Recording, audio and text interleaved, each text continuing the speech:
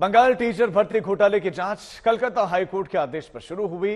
पहले सीबीआई ने बंगाल के पूर्व शिक्षा मंत्री और मौजूदा उद्योग मंत्री पार्थ चैटर्जी से पूछताछ की और जब पैसे के लेन देन का सबूत मिला तब ईडी की एंट्री हो गई।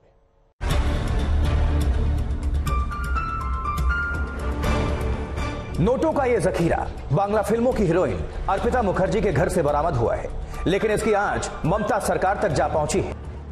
सूत्रों के मुताबिक अर्पिता मुखर्जी के घर मिले नोट शिक्षा मंत्रालय के लिफाफे में मिले, जिससे इसके तार न सिर्फ टीचर भर्ती घोटाले से जुड़ रहे हैं बल्कि ममता के करीबी मंत्री पार्थ चैटर्जी भी लपेटे में आ गए हैं। ईडी ने खुद अर्पिता को पार्थ चैटर्जी की करीबी बताया है।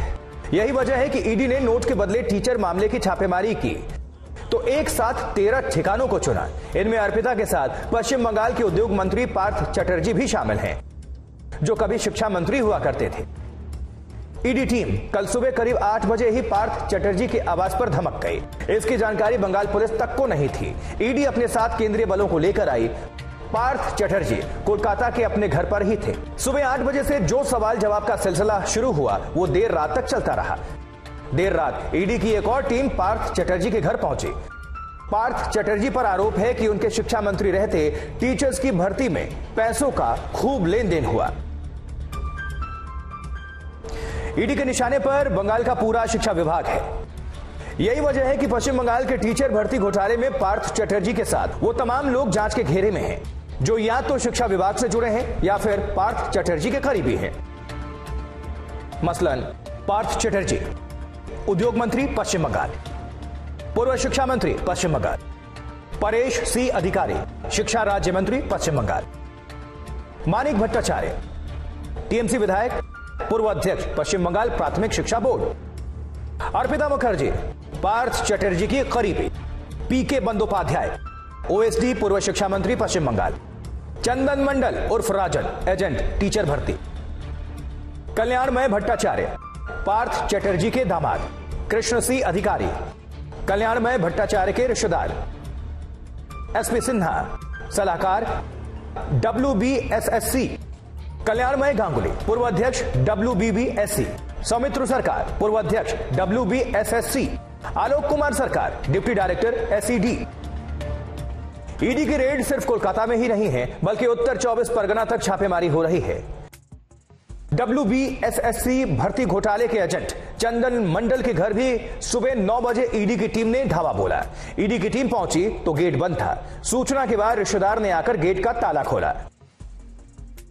पश्चिम बंगाल में टीचर भर्ती घोटाले की जांच कलकत्ता हाईकोर्ट के आदेश के बाद शुरू हुई। पहले सीबीआई से जांच की शुरुआत की गई। पूर्व शिक्षा मंत्री पार्थ चैटर्जी से सीबीआई भी पहले राउंड की पूछताछ कर चुकी है। ईडी की एंट्री मनी ट्रेल के बाद हुई। यह छापेमारी इसी का नतीजा है।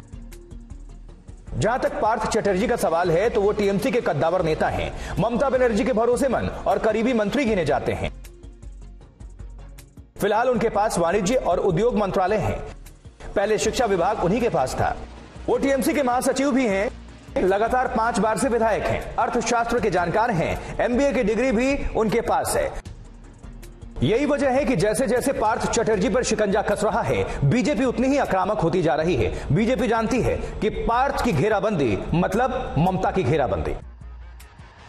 Honourable high court Kolkata justice Ganguly ने जो वर्डिक्ट दिया है वो क्लियरली दिखाता है कि पश्चिम बंगाल में स्कूल सर्विस कमीशन के रिक्रूटमेंट में धांधली हुई है। बहुत देर से हो रहा है। हम एक्सपेक्ट कर रहे थे तो उससे पहले अगर रेड होता तो और भी फ्रूटफुल होता। पूरी पार्टी चोर की पार्टी है तो उनके घर में सीबीआई ईडी तो जाएगा, कौन जाएगा। पार्थ चैटर्जी के खिलाफ कलकत्ता हाईकोर्ट में याचिका भी दाखिल है। आरोप है कि पार्थ चैटर्जी के 10 करीबियों को अवैध तरीके से नौकरी दी गई। इनमें उनके सिक्योरिटी गार्ड्स के रिश्तेदार भी शामिल हैं। इंद्रजीत कुंडू, कोलकाता, आज तक।